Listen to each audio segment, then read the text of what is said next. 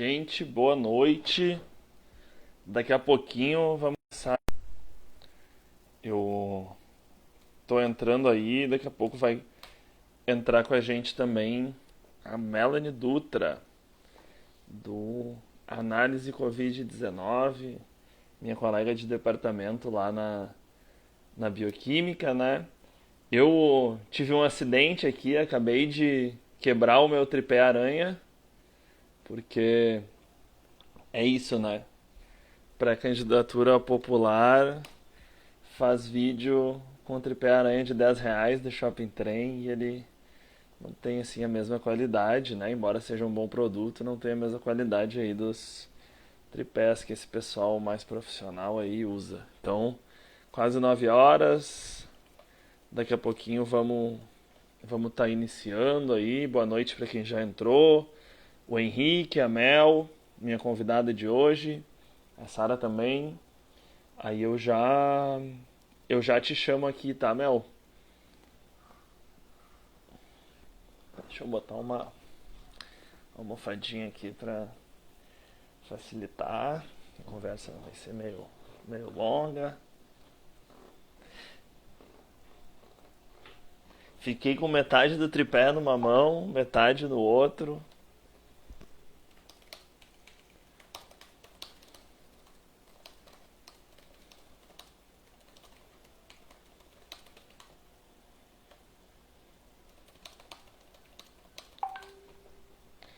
Deixa eu tirar o barulho do meu WhatsApp aqui. Gente, boa noite.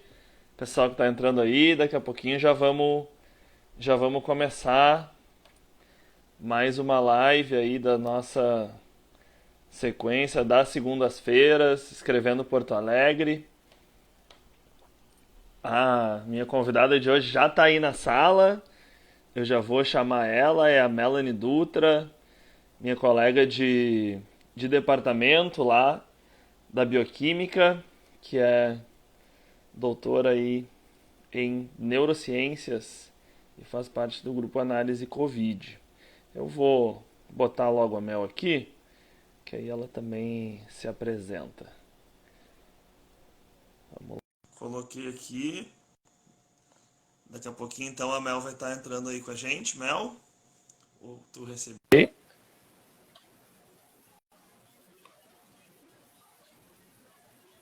Oi, boa noite. Oi, boa noite. Tá me ouvindo Tá me bem? ouvindo bem? Aham. Sim. Eu fiquei meio cortado aqui, mas eu não vou mexer, que como eu falei, né, o meu tripé quebrou e aí vai dar ruim se eu tentar mexer. Putz, eu vi, que merda, cara. Então, gente, Que eu vou fase. só. Deixa eu mandar o link lá no grupo da Bioquímica, ver se o pessoal entra aí também. Uhum. Então, gente, boa noite. Estamos começando aí mais uma live da nossa sequência Escrevendo Porto Alegre aqui no meu Instagram. Nossa convidada de hoje é a Melanie Dutra, que vocês estão vendo aí embaixo. Então, Mel, te apresenta aí. Então, gente, boa noite. Meu nome é Melanie, ou Mel, como a maioria das pessoas me chama. Eu sou formada em biomedicina pela URGS. Fiz minha pós-graduação toda também na universidade pública. Fiz mestrado e doutorado em neurociências. E desde fevereiro, então, eu estou participando, então, na organização e coordenação da Rede Análise Covid. E um tempinho depois eu comecei também com o grupo Infovid, né? Entrei nesse grupo de pesquisadores também, que também tem um escopo muito parecido com a nossa rede, mas atuam de formas diferentes, né? Cada grupo tem sua forma de atuação, sua inserção dentro desse contexto, né? Mas falando um pouco da nossa rede, a gente é uma rede multidisciplinar de pesquisadores voluntários para o enfrentamento da Covid. A gente tem atualmente mais de 70 membros ativos, 4 escopos diferentes de coleta de dados, análise e modelagem de cenários epidemiológicos, quanto à análise de populações vulneráveis e dados diretos ou indiretos, demográficos, ou de outros parâmetros que podem ajudar a gente a entender por que em certos locais a transmissão e disseminação do vírus é diferente de outro, que populações vulneráveis podem apresentar quanto a exposição também a esse novo patógeno. E por fim, a gente tem a nossa parte de divulgação científica de textos, onde a gente produz, de fato, conteúdo para o acesso das pessoas, sempre voltando para ser o mais acessível possível. Tá certo, então. Acho que é importante, né? Agradecer a tua presença aí, ter aceitado esse convite para estar participando comigo hoje de noite. Eu que agradeço. Eu esqueci de me apresentar, me avisar aqui. Eu, para quem está entrando aí, gente que não me conhece, eu me chamo Vinícius. Eu também sou pós-doutorando lá na bioquímica, né? Na URGS, também Eu fiz toda a esqueci minha de dizer que eu sou. formação. Eu esqueci de dizer que eu sou pós-doc também.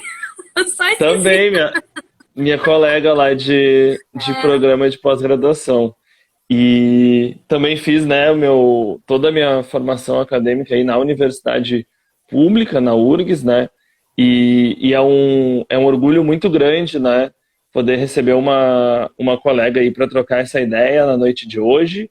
Eu também sou pré-candidato a vereador pela unidade popular aqui em Porto Alegre e acho que como essa pré-campanha que eu estou construindo aí tem como um dos seus principais focos a defesa da educação, a defesa da ciência, da universidade pública, então nada melhor do que conversar com a Melanie aí hoje. Então, a Mel falou um pouquinho, eu acho, né, das iniciativas que ela compõe, e vocês podem ficar muito à vontade, gente, para fazer todas as perguntas que quiserem aí, para tirar dúvidas sobre a questão aí, né, da pandemia, que eu acho que é uma questão candente aí, né, uma questão que está na ordem do dia, mas também sobre outros temas que a gente for vir abordar aqui.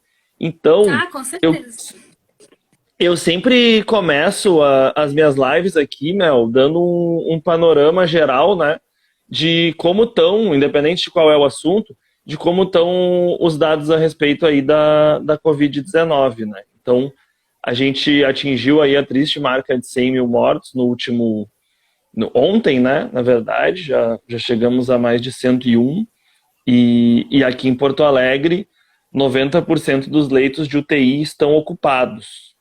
E aí eu queria que tu, se pudesse, trouxesse um pouco mais assim sobre esses dados atualmente, o que a gente pode esperar. Saiu uma notícia recente também, né, de um estudo da URGS mesmo, falando que ainda está por vir o pico de internações em UTI, a gente já está com 90%. Então, se tu puder falar um pouco sobre essa situação para nós aí, Claro. e aí o pessoal vai mandando Bom, pergunta. sim. Pessoal, tipo, a situação realmente, ela vem se tornando cada vez mais séria, especialmente aqui no Sul. A gente até já observa uma certa tendência inicial a uma frágil estabilidade em alguns locais, né? Eu gosto muito de comentar da fragilidade dessa estabilidade, porque como a gente não tem vacina e a gente ainda tem uma grande parcela da população que é suscetível ainda ao vírus, qualquer flexibilização inoportuna já pode desencadear uma nova série de novos casos que pode muito bem vir a causar um transtorno muito grande para o sistema de saúde, ter consequências para o dia a dia das pessoas, né? Então, isso que a gente às vezes vê no Jornal Nacional, quando eles apresentam que alguns lugares estão com transmissão estável ou valores estáveis de casos e tal, a gente tem que tomar muito cuidado sobre isso, porque dá a falsa esperança de que a coisa está controlada. Ela não está controlada. Ela só vai estar controlada quando a gente tiver uma grande parte da população imunizada. E acho muito importante também a gente comentar que a gente não pode contar com a imunização de rebanho. Não com a imunização de rebanho dita natural, não vinda através da imunização por uma vacina. Porque essa imunização de rebanho implica que um grande número de pessoas precisa se infectar e não importa se esse número é 60%, é 40%, é 20%. Esse número é muito alto de pessoas. O que a gente está vendo hoje, talvez não seja nem 10% da população que já tenha pegado o vírus. E a gente já está vendo mais de 100 mil mortes com esse número, e esse número não para de aumentar. Então, acho que isso é um ponto muito importante, porque imunidade de rebanho não pode ser uma cogitação, não pode ser cogitável nesse momento, porque se a gente cogitar isso, a gente está aceitando que 100 mil mortes é pouco e que para a gente chegar, então, nessa imunização, a gente aceitaria mais mortes que isso. Então, eu acho que isso é um ponto muito importante que tem que ser debatido, e muita gente traz que a flexibilização propiciaria essa imunização de rebanho, e daí a gente poderia ter um retorno para o nosso normal. Eu acho que isso é balela, sabe? Não tem evidência científica nenhuma e a gente está aceitando um cenário atroz, que nós nunca deveríamos aceitar. Sabe, as mesmas pessoas que estavam bastante fragilizadas e bastante consternadas com o que viu na Europa lá no início do mês, não podem ser as mesmas pessoas agora que vão aceitar que mais de 100 mil mortes aconteçam para a gente atingir um valor imaginário, né, um valor ideal de imunidade de rebanho, que não é nem... Ele é um valor estimado, ele não é uma sentença, né? Então ainda tem isso. Então, a nossa melhor estratégia nesse momento é a gente fazer aquilo que funciona, né? Que é aquela questão do isolamento, dos cuidados e manejos higiênicos, enquanto a vacina ainda não vem, né? Que essa seria a melhor estratégia de imunizar rapidamente um conjunto de pessoas para diminuir, então, de uma forma significativa a transmissão do vírus.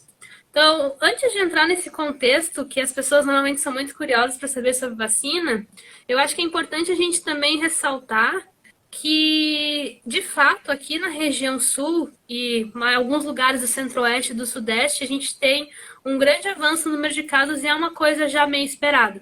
Assim como o influenza e alguns outros vírus, que têm um comportamento também de disseminação, essas transmissões começam mais ao norte e nordeste e depois acabam descendo à medida que vai esfriando, né? Porque o vírus ele também tem um comportamento meio sazonal, por assim dizer.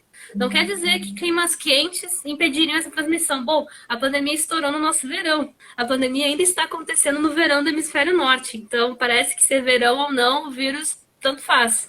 A questão é que, realmente, agora no inverno, a gente já tem outros vírus que normalmente o sul já enfrenta.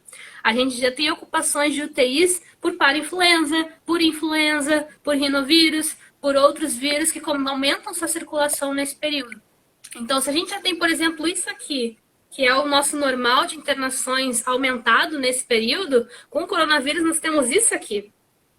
Então, acho que esse é um grande ponto para a gente acabar entendendo melhor por que a gente fala que a situação aqui ainda não atingiu, por exemplo, esse pico de ocupação, ou ainda pode piorar se a gente não fizer esses isolamentos e distanciamentos e medidas um pouco mais sérias, assim, de controle de circulação, como, por exemplo, o lockdown que alguns locais estão fazendo aos finais de semana ou em alguns períodos, né?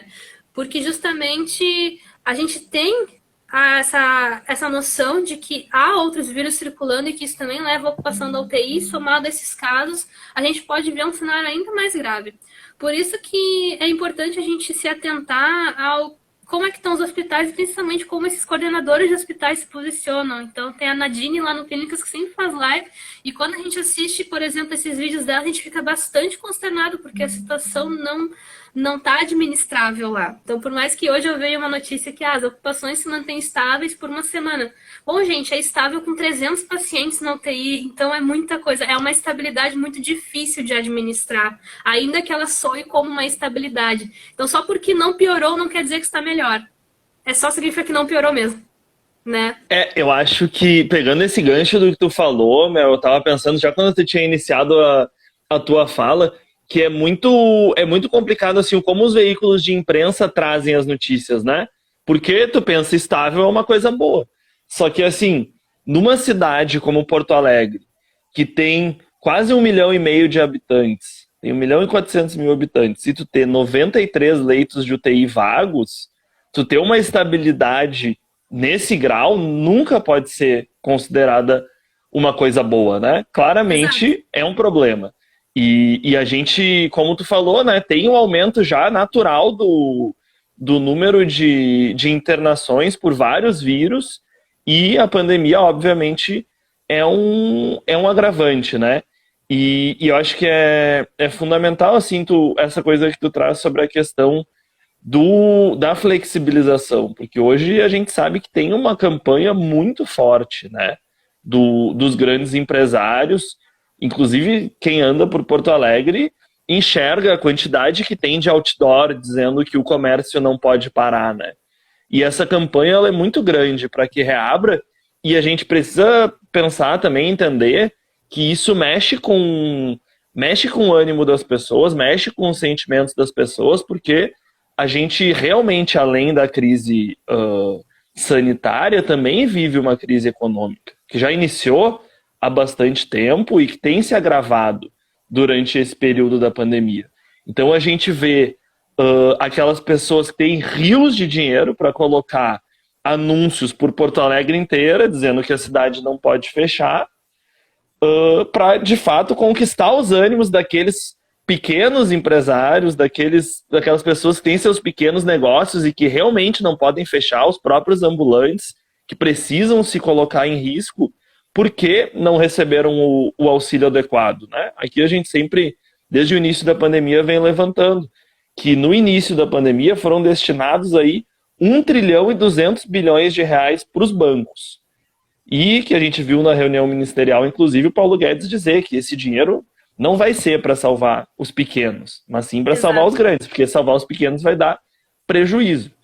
E esse dinheiro seria suficiente para 100 milhões de brasileiros poderem fazer sua quarentena tranquilos, recebendo R$ 1.200, que a gente sabe que não é suficiente para sustentar uma família. O Diese diz aí que tem que ser mais de 4 mil, e que a gente sabe que a maioria do povo, né, não tem acesso a esse recurso, e isso seria possível garantir por 10 meses. Então, se a gente tivesse, de fato, tomado as medidas no início da pandemia, a gente sequer precisaria desses 10 meses, porque a gente está vendo países como a Nova Zelândia, como a própria Cuba, que todo mundo gosta muito de criticar, mas que tem uma medicina exemplar, retornando à vida normal, sabe? Então a gente poderia ter isso aqui. Só que o anseio aí, né, pelos lucros, ele não permite isso.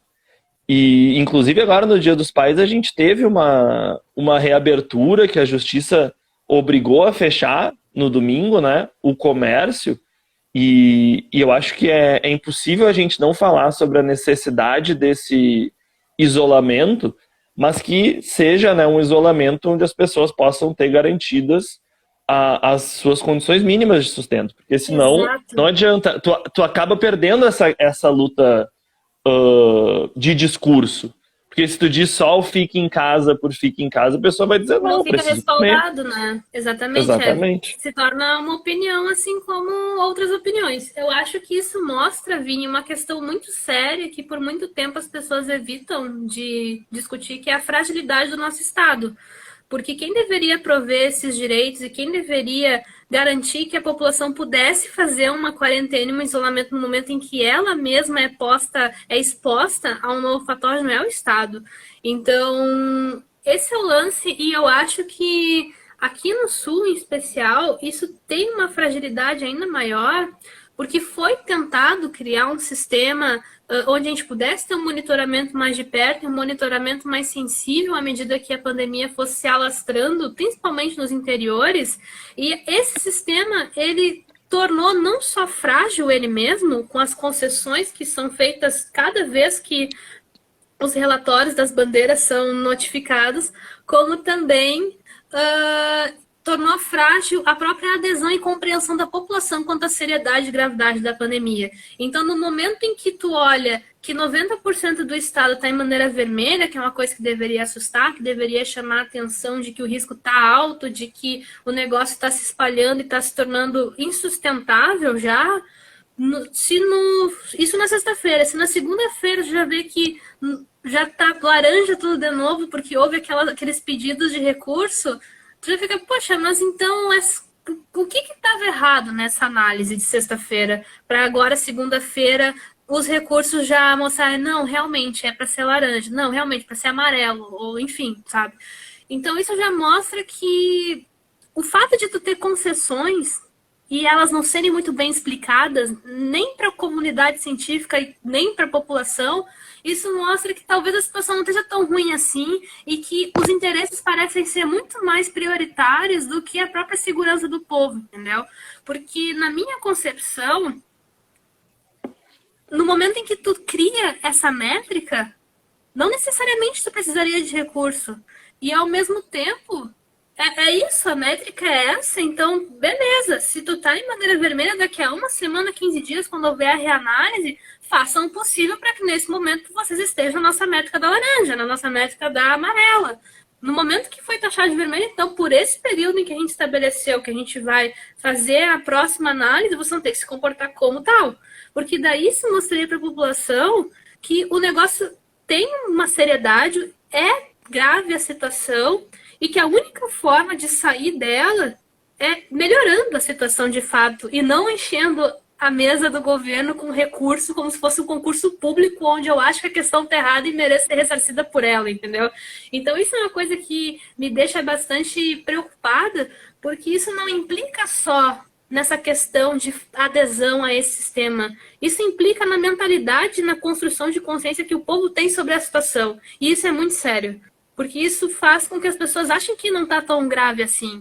Achem que daqui a pouco, tá vermelho hoje, mas segunda-feira vai estar amarelo, então, ou laranja, então eu posso ir lá dar uma banda na orla, ficar com os meus cupinchos ali tomando um chima, tipo, não, sabe, não é isso. Então, é uma coisa que a gente que está na divulgação, assim, percebe que a gente não enfrenta só a pandemia, a gente enfrenta a desinformação, a gente enfrenta, às vezes, governos que estão indo contra a corrente, no sentido de estar jogando a favor do vírus. A gente tem que enfrentar subnotificação, um monte de dado que chega e que eles são super enviesados ou super imprecisos, somem de um dia para o outro. Hoje tem 40 óbitos, amanhã tem 38, onde é que foi parar esses dois, sabe? Então, a gente enfrenta todo tipo de situação que complica muito. Ela, por si só, já é muito complicada. E quando tu soma tudo isso, ela começa a ficar muito difícil de tu desenrolar ela.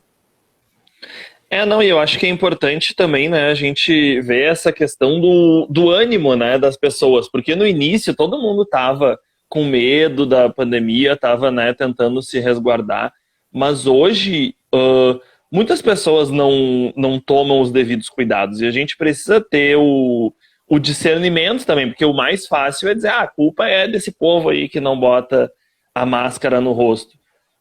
E assim, eu posso falar porque aqui no meu bairro, eu vou no mercadinho e é muito raro tu ver alguém de máscara. Tu vê no centro. Só que eu acho que tem todo um fator também, que é a própria questão do presidente influenciar as pessoas claramente a não usar máscara, dizer que é frescura, dizer, né, inclusive usar xingamentos homofóbicos, como ele utilizou para se referir a quem usa a máscara. E além disso, essa própria questão da reunião de pessoas. Bom, aqui tem uma pracinha aqui do lado que o futebol nunca parou ali. E tu tem que refletir assim também, que a pessoa está sendo exposta a todo tipo de situação no transporte público, no trabalho. E a primeira coisa que vem à mente, naturalmente, se eu já estou exposto 90% do tempo, não vai ser para deixar de fazer um churrasco, para deixar de jogar um futebol que eu vou me cuidar. Porque, na verdade, é uma dificuldade de conseguir garantir que as pessoas se cuidem e aí colocar a responsabilidade nas próprias pessoas. E é claro que todo mundo tem que fazer o seu papel, né? Mas essa propaganda da mídia de que cada um faz a sua parte e a gente controla o vírus, ela é falsa. Porque cada um tem que fazer a sua parte, mas como tu bem falou, né? O Estado tem que fazer a sua também. Porque senão a gente não consegue enfrentar. Aí, Mel, chegou uma pergunta aqui, eu vou te lançar, que foi da Letícia, tá? A Letícia mandou, a Letícia é minha companheira, né? Oi, amor. Ela é... Ai, meu Deus, sumiu aqui. Ela é médica aqui em Porto Alegre e ela lançou aqui para nós uma pergunta. Existe algum dado sobre o rendimento dos testes no Brasil? Temos visto no posto de saúde muitas queixas dos pacientes sobre swabs mal coletados nos laboratórios privados contratados pela prefeitura. O que a gente tem, e não é em todos os lugares, esse é o principal ponto também, a gente tem, em geral, o número de testes feitos, tanto sorológico quanto de PCR. Então, na página da Secretaria Estadual de Saúde do Rio Grande do Sul, por exemplo, que é aquela página da saúde.gov, ti.saude.gov, alguma coisa, eles disponibilizam lá quantos testes foram feitos em cada momento, tanto de PCR quanto diagnóstico, quanto o sorológico. Então, mas sobre essa questão de rendimento, eles não informam. Eu já cheguei a procurar no boletim da Secretaria Municipal de Porto Alegre e também não obtive sucesso. E é um dado muito básico, né? O Estado chegar para ti e dizer quantos testes ele fez de cada coisa, né? E não é todos que têm isso. Eu acho que a plataforma aqui do Rio Grande do Sul é até bem feita, assim, comparado a de outros estados que a gente tem que ver por aí quando a gente está coletando. Esse é um grande desafio do nosso escopo de coleta, da padronização da informação. Alguns estados revelam só casos, outros revelam casos ativos, casos acompanhados em casa, casos em hospital, outros revelam óbitos pela síndrome respiratória aguda grave, Covid, outros só Covid. Então é bem complicado porque a gente não tem essa padronização para a gente também poder comparar, daqui a pouco ver qual estado está testando mais, testando menos a cada 100 mil habitantes, por aí vai. Mas essa questão de rendimento, a gente só sabe quando a gente conhece, por exemplo, algum coordenador ou alguém que está dentro do hospital e passa essa informação para nós, porque até então a gente não consegue coletar isso de uma forma oficial, assim, sabe? Sim. Chegou mais uma pergunta aqui, Mel, que é da Sara. A Sara falou: Melanie, o que a reabertura das escolas pode causar à cidade?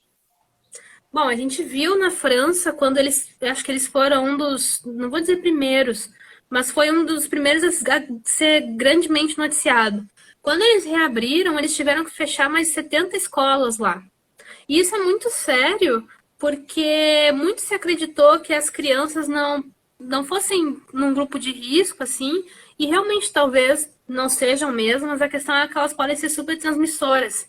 Então, o que os estudos mais recentes têm mostrado nessa questão é que as escolas, por exemplo, reabrindo e as crianças recirculando nesses ambientes, elas podem sim acabar se contaminando e mesmo que não desenvolvam sintomas muito sérios, elas podem transmitir para um número muito grande de gente, uma carga viral bem significativa. Então, eu acho que com certeza a gente teria um grande aumento no número de casos, ainda que haja subnotificação. A gente sabe que muitas vezes as crianças elas entram em contato com avós, com pessoas de grupo de risco, até dentro da sua família, com seus pais, isso também gera um agravante. E a gente também não sabe muito sobre a fisiopatologia da Covid como um todo.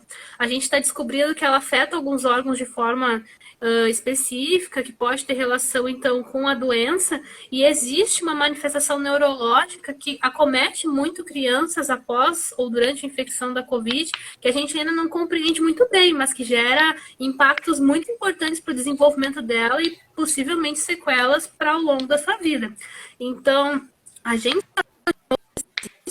eu acho muito complicado a gente falar de reabertura de escolas sem considerar todos esses fatores e sem considerar que a gente não tem estabilidade nem controle de casos. A gente poderia começar a conversar isso que nem a França tentou no momento em que ela tentou, onde não tinha mais um aumento do número de casos e a curva já estava descendo significativamente. Isso mostra, então, que a pandemia está se tornando mais lenta em sua transmissão e que a gente não está tendo mais casos, a gente está tendo inclusive menos dia após dia. Então aí dá para tentar alguma coisa, flexibilizar, enfim, para ver como a gente vai fazendo esse manejo, né? Porque a gente não pode também ficar fechado eternamente, né? Até chegar a vacina, a gente vai ir administrando a situação. Mas fazer isso nesse momento, considerando inverno, ocupação de UTI, subnotificação, aumento de número de casos e vários outros fatores, é pedir para dar errado. Pedir para dar errado. Sim. Não, e acho que adicionando a todos esses fatores também, né, a questão do descaso que a gente tem hoje. Inclusive, eu estava lendo algumas notícias, né, e um dos argumentos que estava sendo utilizados, inclusive um pessoal ali que foi fazer um protesto assim pela reabertura das escolas, que foi puxado por donos de escolas privadas, lógico, né? E um dos argumentos deles foi: o comércio está funcionando, então onde é que eu vou deixar as crianças? Quando na verdade deveria ser exatamente o contrário, o comércio que deveria estar fechado, né? Então eu acho que é uma série de coisas, né? andando na contramão daquilo que diz a ciência, e eu acho que isso tem uma relação muito grande, né, com os ataques que têm sido feitos à universidade pública, né, que produz 90% da pesquisa científica no nosso país, e eu queria também abordar um pouco essa questão, além, acho que quem tiver também mais perguntas sobre a questão específica do Covid, manda aí, acho que também se tu tiver mais alguma coisa que tu quiser falar também pode interromper e falar, mas eu acho que também a gente precisa fazer, né, essa ligação, porque hoje a gente vê um ataque tanto ideológico à universidade pública, então tanto aquilo que o Weintraub fazia muito, de que as universidades são um local de balbúrdia, de um monte de coisa, como também o que vem se dizendo hoje. Eu vi, e não foi em poucos lugares, dizerem, porque os cientistas estão comemorando a marca de 100 mil mortos para provar que o governo do Bolsonaro é ruim, quando na verdade tu culpa aqueles que estão tentando fazer alguma coisa, né, com os recursos escassos, com todos os problemas, para poder ter o mínimo de informação, o mínimo de combate ao vírus, né? Exato. E além de ideológicos, esses ataques eles também são, né, financeiros. A gente viu hoje não, saiu há 3 dias a notícia de mais um corte no orçamento das universidades públicas, que representa 4 bilhões de reais. Se eu não me engano, é 18%. No ano passado já foram 30%.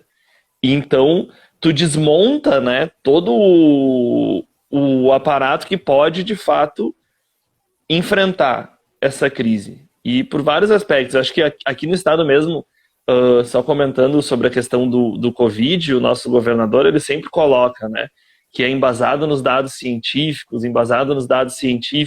mas como tu falou, não adianta nada ser embasado nos dados científicos, e aí um grupo de empresários, porque nem sempre são as prefeituras, né, podem ser associações dos municípios, pede para mudar a bandeira e ele muda. Faz pressão, né?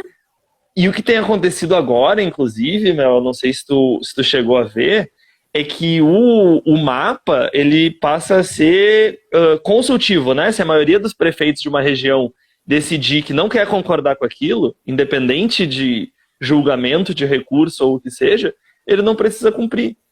Então... Isso é o mais bizarro desse rolê, né? Porque se tu cria um parâmetro para tu não só orientar, mas direcionar, se tu também não faz esse tipo de cobrança de que o negócio seja feito, então não é tão grave assim, né? É isso que a pessoa pensa. Então, Exatamente. É só sugestões, orientações, não tem toda essa gravidade que os cientistas alarmistas e pessimistas estão alardeando. E a gente vê isso não só nessa questão, como tu comentou, mas também da própria questão da cloroquina, sabe? A própria questão de várias outras desinformações que só trabalham contra, assim, a pandemia. Então, isso é muito sério. E, na verdade, isso é um projeto, sabe? Isso é financiado, isso tem muita gente com muito dinheiro por trás, financiando não só no Brasil, como no mundo. Então, esse é um ponto muito chave e eu não sei se todo mundo está preparado para conversar sobre isso, do quanto a gente é irresponsável com os nossos dados, do quanto a gente não tem nenhum tipo de compromisso em ir atrás do que essas empresas estão fazendo com essas informações e como elas usam isso a favor desse projeto que é construído há muitos anos justamente para movimentar opiniões e fomentar ideologias em momentos chaves, porque são nesses momentos de instabilidade onde várias coisas perigosas acabam surgindo e tomando espaço. Então, esse é o lance, sabe? Eu acho que, da mesma forma, claro que numa proporção bastante diferente tem que ser considerada, a gente lia livros de história e perguntava como é que determinada população de determinada época deixou tal coisa acontecer. Bom, olha o que nós estamos fazendo hoje, sabe? Então, acho que isso é um ponto muito cerne, porque a gente, enquanto sociedade, a estrutura que nós criamos, tanto culturalmente quanto de sociedade, é o que permite com que essas coisas aconteçam. E são tantas coisas que a gente precisaria mudar e elas são tão profundas que fica difícil, primeiro, estabelecer qual é a mais prioritária para ser trabalhada no momento e, segundo, como a gente vai fazer isso, né? Como a gente vai incutir, de repente, esse senso na informação, sabe? Porque é muito mais fácil, por exemplo, a pessoa baixar o TikTok ou baixar o Face App e ver como é que ela ficaria mais velha e tudo mais, do que ela entender que muitos desses dados estão sendo coletados para financiar outro tipo de coisa que ninguém tem ideia. Então, eu fico surreal, eu fiquei apavorada esses tempos, porque eu vi um aplicativo que com uma foto que tu envia para ele, ele faz um vídeo teu, mexendo teu rosto, mexendo teus olhos, parece tu falando, entendeu? É surreal de como aquela inteligência artificial consegue fazer todo aquele rolê. E eu fiquei pensando, isso para fazer fake vídeos, que é a deepfake, né? É um pulo. Pegar a foto de alguma pessoa que tem uma certa influência e fazer ela falar algo atroz, algo que fomentasse uma repercussão bizarra, assim. Então isso é muito sério, isso é muito sério. E a gente faz isso de livre e espontânea vontade porque é legal, porque é engraçadinho para mandar para a pessoa ali, olha o que eu fiz, não sei o que, olha o que eu fiz de ti, não sei o que. E assim a gente vai fomentando coisas que direcionam opiniões e que direcionam ações também, sabe? Então, tudo isso é uma grande construção, sabe? Parece meio conspiratório que eu tô falando, mas isso é um projeto. Não pensem que isso está acontecendo de forma descoordenada e descentralizada. Não, isso é um projeto e já vem acontecendo há muito tempo. Sim, e a gente acredita muito, né, na divulgação do que a gente faz na universidade, na divulgação da ciência, e acho que isso precisa cada vez mais também conseguir atingir mais públicos, né, Mel? Porque a gente sabe, a gente está fazendo essa live aqui no Instagram, mas não é todo mundo que tem acesso a poder estar nos assistindo aqui, né? Eu tive a oportunidade de construir a Associação de Pós-Graduandos da URGS quando eu tive na pós-graduação, né? E a gente fez uma iniciativa que foi muito legal, que foi do Ciência na Praça. A gente foi para a Redenção, bem no momento desse de corte do governo Bolsonaro, para divulgar aquilo que a gente fazia nos nossos laboratórios, aquilo que a gente fazia nas nossas pesquisas, e também acho que foi muito legal porque a gente viu várias pesquisas, várias ciências que não são feitas necessariamente em laboratório, então também tirando um pouco essa ideia de que ciência é só química, física, biologia, porque não é, mas eu acho que a gente precisa, né, avançar nisso, a gente precisa chegar em mais lugares, e eu acho que é fundamental que haja uma vontade política para isso acontecer, porque hoje, como tu falou, eu não acho que tem nada de conspiratório, né? Hoje o capitalismo trabalha para manter as suas estruturas, não é uma coisa, uma novidade, né? Esses que estão aí com a barriga bem cheia, bem acomodados, não querem perder esse espaço. E eu acredito muito assim no poder da educação, no poder da ciência para a gente mudar essa situação. Porque a gente também não adianta jogar a culpa para as pessoas, né? E dizer, não, porque as pessoas não querem saber de ciência, sabe? Mas hoje a gente sabe que 1% da população tem acesso a estar numa pós-graduação. Então, menos de 1%. Então, como é que a gente faz? Eu acho que a universidade pública, ela precisa, né, ser defendida e precisa ser mantida. Teve alguém que comentou ali que teve sua bolsa cortada. Hoje a gente está vendo uma reestruturação do CNPq e que está fazendo com que a gente tenha uma redistribuição de bolsas mais desigual ainda dentro da universidade, mas eu acho que não pode ficar só aí, né? A gente precisa demonstrar para o conjunto da sociedade para que serve aquilo que a gente faz na universidade. Então eu acho que é fundamental a gente conseguir atingir a maior parte da nossa população, a gente conseguir estar presente nos bairros, a gente poder estar falando sobre ciência lá e de uma maneira que influencie na vida das pessoas. Porque tem muita coisa que a gente faz na universidade que pode transformar várias vidas. Então, por exemplo, a própria questão do saneamento básico. Hoje metade da população não tem acesso ao saneamento básico. E o que a gente sabe, o pessoal da engenharia não sabe, que pode estar conseguindo, né, auxiliar nesses processos, a própria educação em saúde para evitar a transmissão de várias doenças, não só do Covid agora na época de pandemia, né? Então acho que a gente precisa também conseguir dar essa resposta. Porque outra coisa que eu vi iniciativa que a gente construiu é que muitas vezes as pessoas que trabalham no laboratório, os cientistas, têm dificuldade em falar sobre o que elas fazem sem usar os jargões técnicos, sem usar muitas vezes até os termos estrangeiros, sem, sabe, não conseguem colocar para as pessoas diretamente, olha só, o que eu faço é isso, e isso pode influenciar na tua vida de tal maneira. Então acho que a gente também precisa, né, juntar essas iniciativas e de fato empoderar as comunidades para poder estar se engajando nesse processo de construção do conhecimento, né? E muita coisa a ser feita. A Lari comentou aqui e esteja convidada para fazer junto com a gente. Tá fazendo vários elogios aqui também. A Mel falou muito bem, estou refletindo várias coisas. Eu também estou. O Cauã comentou aqui elogiando a iniciativa da PG URGS. Teve uma pergunta, deixa eu ver se eu acho aqui. Mel, como os cortes do CNPq, do PIBIC e do MEC vão afetar sua pesquisa e as demais iniciativas contra o Covid? E aí, Mel, pode responder essa daí, mas também pode falar um pouco sobre isso que eu comentei na última parte, né? Sobre a necessidade de a gente atingir mais gente.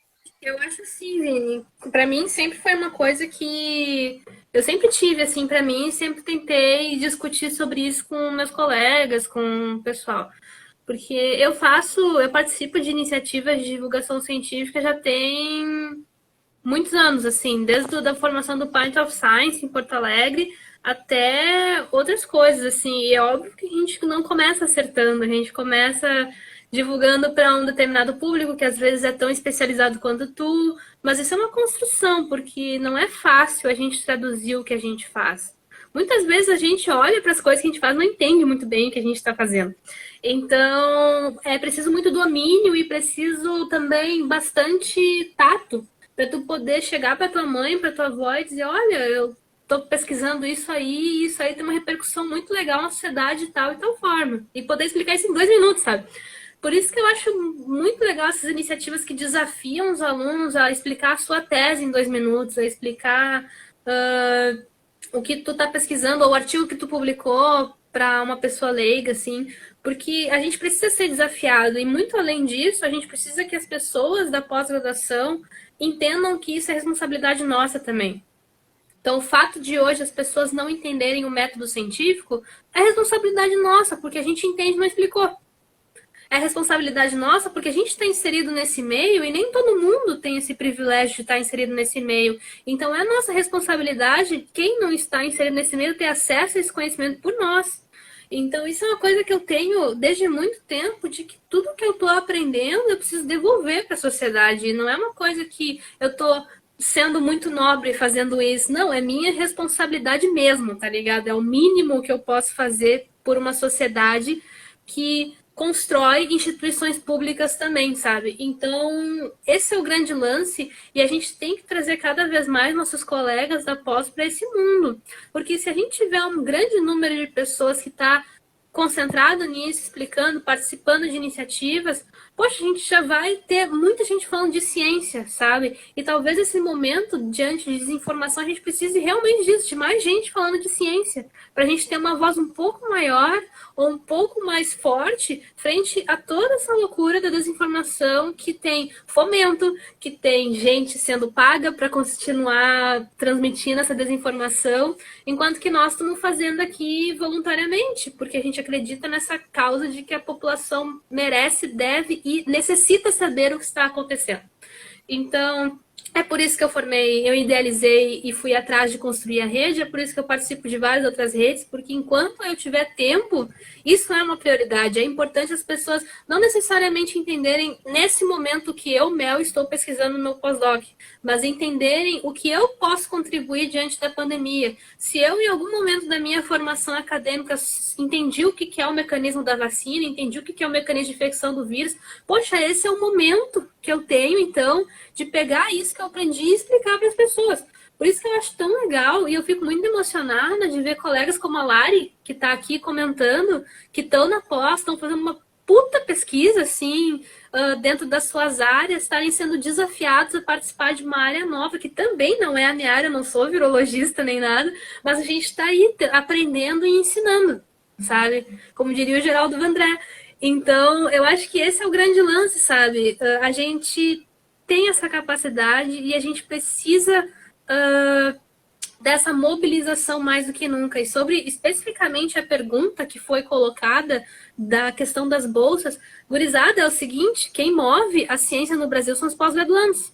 A gente tem os pós-docs, mas os pós-docs também não são a maioria. Quem é a maioria são mestrandos, são doutorandos, e antes deles os ICs, que estão fazendo sua iniciação científica, sua entrada na ciência, e que ajudam muito mestrandos e pós-graduandos em seus projetos de pós-graduação. O cerne da pós-graduação, da ciência no Brasil, é a pós-graduação. No momento em que a gente tira a bolsa de um doutorando, de um mestrando, ou como a Lari colocou, coloca toda essa ansiedade de não saber se a sua bolsa vai ser renovada no momento que a pessoa está parada sem poder dar continuidade ao seu projeto, isso é um ataque diretamente à ciência brasileira. Então, acho que isso é uma coisa que tem que ficar muito claro. Quando a gente olha no jornal redução de bolsa, isso é um ataque à ciência brasileira. Quando a gente vê notícias de que o pesquisador X lá, que estava fazendo seu doutorado, teve que interromper sua pesquisa porque acabou a bolsa, a gente tem que entender que para essas pessoas a bolsa pode ser, e muitas vezes é, a única forma de sustentar a sua vida e até mesmo a sua família. Muitas dessas pessoas são pais, são mães, e já existe uma puta dificuldade, por exemplo, do parenting science, da questão de pais na ciência, né? De tu ser um pesquisador, uma pesquisadora, e ser mãe, ser pai, ter que administrar a questão dos filhos, a questão da casa, a questão disso e aquilo. Então, a gente tem várias questões envolvidas aí. Então, quando a gente tira esse pouquinho, que a bolsa não é muito, sabe? A bolsa é um pouco, ela é literalmente um auxílio financeiro para as pessoas, mas que muitas vezes é tudo que elas têm, a gente já está quebrando não só a formação daquela pessoa, mas a ciência brasileira. Então, isso é muito importante. Eu, não sei tu, Vini, mas tipo, eu sempre tive o privilégio de poder ter bolsa no mestrado, ter bolsa no doutorado, e a bolsa era a minha única fonte de renda, sabe? Minha única fonte de renda. Então, se tu me perguntar hoje, tu teria conseguido fazer mestrado e doutorado sem bolsa? Não sei. Não sei mesmo se eu teria conseguido. Eu com certeza teria tentado, procurado um emprego e no outro tempo tentado fazer minha pesquisa, mas teria publicado o artigo como eu consegui publicar, teria conseguido me dedicar e conseguir fazer uma ciência boa e de qualidade, com dedicação exclusiva, que é necessário muitas vezes, não sei dizer. E para muita gente a resposta é não. Sem a bolsa a pessoa não consegue, porque ela precisa sustentar sua família, se sustentar, enfim. Então, o impacto disso é total, é 100%, é absoluto. A gente já está vendo esses ataques na ciência há muito tempo e essa continuidade só mostra totalmente esse descaso com o aparato da ciência, que é literalmente a única coisa que está nos norteando frente a uma pandemia de um vírus desconhecido. Então, na verdade, é um baita, não é nem um tiro no pé, é um tiro no peito, sabe, nesse caso. Sim, não. Tu falou, eu fiquei lembrando, porque eu saí da graduação e fui direto pro doutorado, eu não fiz o mestrado. E muita gente fala, que legal, deve ser porque tu era muito bom. E, na verdade, não foi isso, foi porque abriu uma seleção de doutorado e não tinha seleção de mestrado quando eu me formei. E eu fiz a seleção porque eu pensei, cara, se eu não entrar agora, daqui a 6 meses, eu provavelmente vou ter que arranjar outra coisa para fazer, não vou querer voltar, vou ter que desistir desse sonho, sabe? Então eu acho que tem isso que tu falou é muito verdade, a bolsa é tudo que o pesquisador tem. E a gente vê esses cortes atingindo diretamente, né, os estudantes, as estudantes. E aí tem outra questão, porque a gente, nessa questão da divulgação da ciência, é fundamental a gente fazer, a universidade tem a sua responsabilidade, os pesquisadores têm a sua responsabilidade, mas isso precisa ser incentivado, porque o que a gente vê, na verdade, tu precisa ter aquela publicação, publicação, e as iniciativas de divulgação, de extensão, são completamente desvalorizadas. A gente precisa, eu acho, né, entender que deveria ter bolsas, inclusive ter incentivo para quem vai fazer uma iniciativa de divulgação da ciência num bairro da periferia, por que essa pessoa não pode receber uma bolsa adicional, então? Que seja da prefeitura, sabe? Para poder desempenhar esse papel. Que seja para pagar a passagem, entendeu? Tem muita coisa que precisa ser modificada toda essa estrutura de como as coisas funcionam hoje, né? Aí, Mel, a gente está chegando já em 50 minutos, são 10 para as 10, tu falou que talvez não... Mas se tiver mais questão, não tem problema, tô meio tranquilo, assim, podemos... Então tá ótimo, porque o papo tá muito bom aqui, o pessoal tem comentado bastante também. A Lari comentou, enquanto o salário dos políticos é fora da realidade, realmente, isso torna, né, a classe dos políticos tradicionais completamente distanciados do povo, né? Muitos programas de pós-graduação... Ai, meu Deus, eu tenho uma dificuldade aqui com a tecnologia, né? Muitos programas de pós-graduação exigem dedicação exclusiva mesmo, sem bolsa. A Luísa comentou que a família inteira está vendo a live, muito interessante. Amor, obrigada, gente. E eu acho que assim, gente, todo mundo que está assistindo a nossa live aí, curte a página do Análise Covid, que a Mel tá coordenando. Acho que, de repente, até se tu quiser falar um pouco mais sobre a iniciativa, Mel, que acho que também deu uma renovada no pessoal que estava assistindo, quem não estava no início agora tá, quem estava no início já saiu, então... botei aqui é importante falar. Ó, a Mel botou ali. A Rede Análise Covid, gente, é uma rede nacional de pesquisadores voluntários para o enfrentamento da Covid. A gente tem mais 70 membros ativos hoje. 4 escopos de coleta, análise e modelagem dos dados, análise de populações vulneráveis e parte de texto de divulgação científica. A gente está desde fevereiro aí fazendo divulgação e análise sobre a Covid. E a gente tem quase todas as plataformas. No Twitter a gente está com esse nome, só que ao invés do ponto é um underline. A gente tem mais de 14 mil seguidores lá. Então, a gente é uma rede bem séria, assim. Uma das primeiras redes a serem montadas diante desse cenário aqui no Brasil da pandemia. Então, a gente está acompanhando tudo desde muito tempo, assim. Não só no Brasil, como também no exterior. E eu também tenho o grupo Infovid, que é um grupo também de pesquisadores, tá? É um grupo que tem pesquisadores super legais, assim, que eu admiro muito, como a Natália Pasternak, o Otávio Ranzani, o Paulo Tufo, o próprio Átila e a Marino faz parte desse grupo. E a gente também tem um escopo parecido, que é propagar uma informação respaldada em ciência para a população de uma forma acessível. Então, eu convido vocês para conhecerem nossos Instagrams, nossas páginas e nos seguirem, né? Qualquer dúvida e qualquer coisa que a gente puder ajudar, a gente sempre responde todo mundo na medida do possível e também sempre tenta incomodar um pouco os políticos e governadores e prefeitos, vereadores, pedindo algum dado ou tentando ajudar em alguma questão. Então, fica aqui o convite para vocês nos acompanharem também. Isso aí que tu falou é muito importante, né? Enquanto a gente não constrói poder popular, a gente precisa, de fato, incomodar esses que estão aí encastelados lá em cima, né? Só vivendo do bom, do melhor. Então, eu acho que se alguém tiver mais alguma pergunta, gente, esse é o momento para a Mel poder responder aí, quem tiver essa última dúvida, porque a gente já tá... Também quando chega uma hora o Instagram derruba, né? Então não dá pra gente passar disso. E queria também convidar todo mundo para dar uma olhada na minha página aí, curtir. Eu tô tendo esse desafio, né, de encarar, de construir um novo partido, que é a Unidade Popular, construir um novo projeto aí, que é essa pré-candidatura. Então, assim, gente, é literalmente aberto para todo mundo que tiver contribuições, que tiver ideias, para a gente viabilizar tudo isso que a gente falou, né, aqui, de conseguir chegar nos lugares. A gente precisa, né, de pessoas dispostas a pensar, a construir junto. E acho que isso é o poder popular que a gente tanto fala, né? A gente conseguir juntar todo mundo e mostrar que quem manda nessa parada aqui é a gente, não é esse pessoal que está lá em cima, não. Então, Mel, queria te agradecer. Foi só elogios aqui no final, não teve perguntas.